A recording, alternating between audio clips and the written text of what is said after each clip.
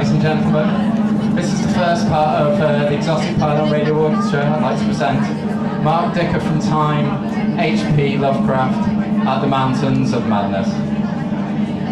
Not the whole story, I might add.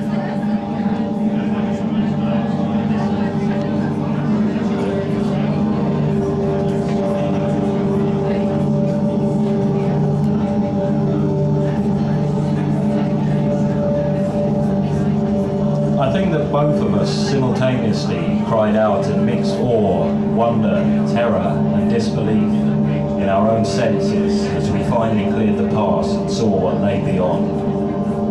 Of course, we must have had some natural theory in the back of our heads to steady our faculties for the moment. Probably we thought that such things as the grotesque weathered stones of the Garden of the Gods in Colorado, or the fantastically symmetrical wind-carved rocks of the Arizona desert.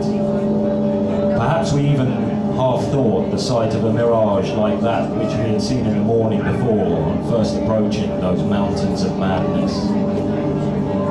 We must have had such normal notions to fall back upon as our eyes swept that limitless, tempest-scarred plateau and grasped the almost endless labyrinth of colossal, regular and geometrically eurythmic stone masses which reared their crumbled and pitted crests above a glacial sheet not more than 40 or 50 feet deep at its thickest, and in places obviously thinner. The effect of the monstrous sight was indescribable, for some fiendish violation of unknown natural law seemed certain at the outset. Here, on a hellishly ancient tableland fully 20,000 feet high, and in a climate deadly to habitation since a pre-human age not less than 50,000 years ago, there stretched nearly to the vision's limit a tangle of orderly stone, which only the desperation of mental self-defense could have possibly attributed to any but a conscious and artificial cause. We had previously dismissed, so far as serious thought was concerned, any theory that the cubes and ramparts of the mountainside were other than natural in origin. How could they be otherwise, when man himself could scarcely have been differentiated from the great apes at the time when this region succumbed to the present unbroken reign of glacial death?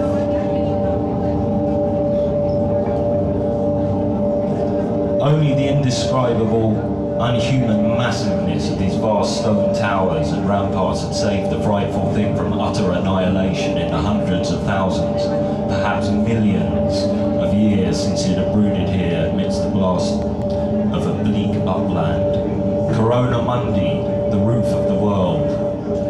All sorts of fantastic phrases sprang to our lips as we looked dizzily down on the unbelievable spectacle.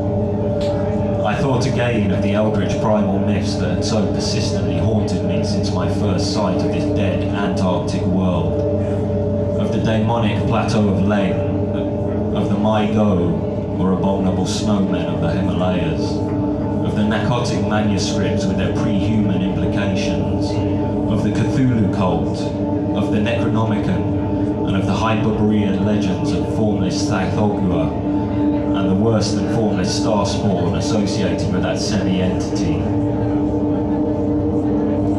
For boundless miles in every direction the thing stretched off with very little thinning. Indeed, as our eyes followed it from the right to the left along the base of the low, gradual foothills which separated it from the actual mountain rim, we decided we could see no thinning at all except for an interruption at the left of the pass through which we had come. We had merely struck at random a limited part of something incalculable.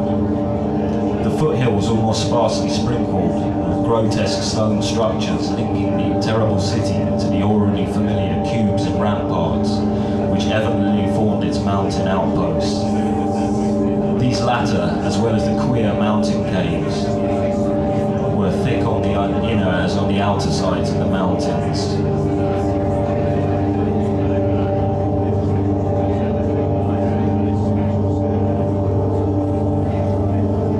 I still wonder that we deduced so much in the short time at our disposal. Of course, we even now have only the barest first outline, and much of that was obtained later on from a study of the photographs and sketches we made. It may be the effect of this later study, the revived memories and vague impressions acting in conjunction with his general sensitiveness, and with that final supposed horror glimpse, whose essence he will not reveal even to me, which has been the immediate source of Danforth's present breakdown. But it had to be, for we could not issue our warning intelligently without the fullest possible information, and the issuance of that warning is of prime necessity. Certain lingering influences in that unknown Antarctic world of disordered time and alien natural law make it imperative that further exploration be discouraged.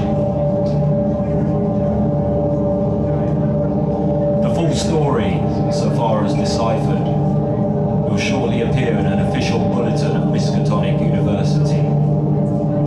Here I shall sketch only the salient highlights in a formless, rambling way. Myth or otherwise, the sculptures told of the coming of those star-headed things to the nascent, lifeless Earth out of cosmic space. Their coming, and the coming of many other alien entities, such as at times certain embark upon spatial pioneering. They seemed able to traverse the interstellar ether on their vast membranous wings, thus oddly confirming some curious hill folklore long ago told me by an antiquarian colleague. They had lived under the sea a good deal, building fantastic cities and fighting terrific battles with nameless adversaries by means of intricate devices employing unknown principles of energy. Evidently, their scientific and mechanical knowledge far surpassed man's today, though they made more use of its widespread and elaborate forms only when obliged to. Some of the sculptures suggested that they had passed through a stage of mechanized life upon other planets, but had receded upon finding its effects emotionally unsatisfying. Their preternatural toughness of organization and simplicity of natural wants made them peculiarly able to live on a high plane, without the more specialized fruits of artificial manufacture, and even without garments, except for the occasional protection against the elements.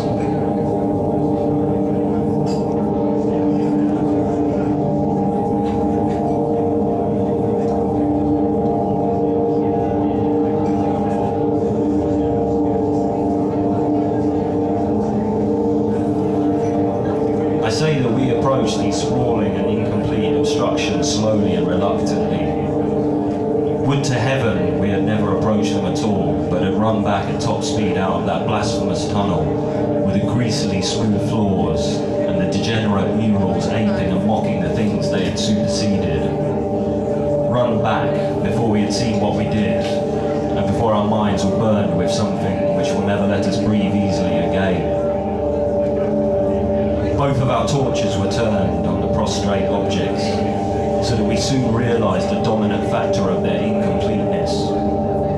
Mauled, compressed, twisted and ruptured as they were, their chief common injury was total decapitation. From each one, the tentacled starfish head had been removed, and as we drew near, we saw that the manner of removal looked more like some hellish tearing or suction than any clean form of cleavage. Their noisome, dark green ichor formed a large, spreading pool, but its stench was half shadowed by that newer, stranger stench, here more pungent than at any other point along our route.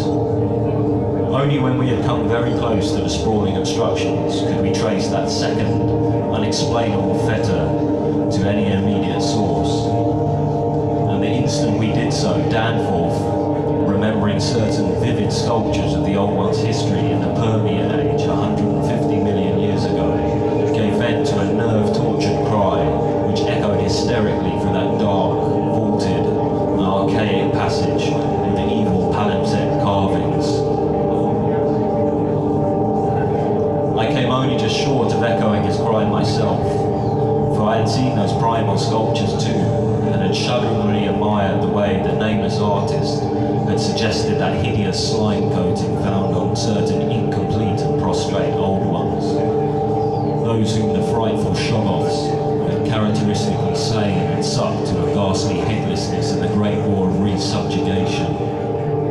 They were infamous nightmare sculptures, even when telling of old age, bygone things, for show-offs, and their work ought not to be seen by human beings or portrayed by any other beings. The mad author of the Necronomicon nervously tried to swear that none had been bred on this planet, and that only drugged dreamers had ever conceived them. Formless protoplasm, able to mock and reflect all forms and organs and processes.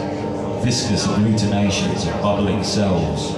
Rubbery, 15-foot spheroids, infinitely plastic and ductile.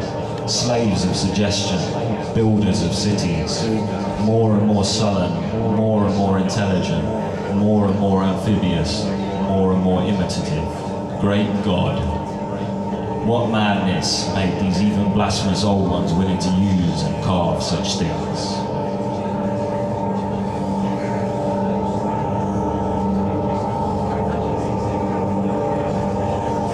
They had not been even savages. For what indeed had they done?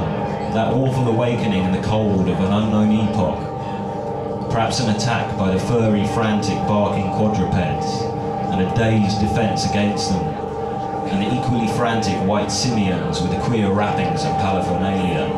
Poor Lake, poor Getney, and poor old ones. Scientists to the last. What had they done that we would not have done in their place? God, what intelligence and what persistence. What a facing of the incredible, just as those carven kinsmen and forebears had faced things only a little less incredible. Radiates, vegetables, monstrosities, star spawn. Whatever they had been, they were men. They had crossed the icy peaks on whose templed slopes they had once worshipped and roamed amongst the tree ferns. They had found their dead city brooding under its curse, and had read its carven latter days as we had done. They had tried to reach their living fellows in fabled depths of blackness they had never seen. And what had they found? All this flashed in unison through the thoughts of Danforth and me as we looked from these headless, slime-coated corpses to the loathsome palimpsest sculptures and the diabolical dot groups of fresh slime on the wall beside them. Looked and understood what must have triumphed and survived down there in the Cyclopean water city of that nighted, penguin-fringed abyss, whence even now a sinister curling mist had begun to belch paddledly, as if in answer to Danforth's hysterical scream.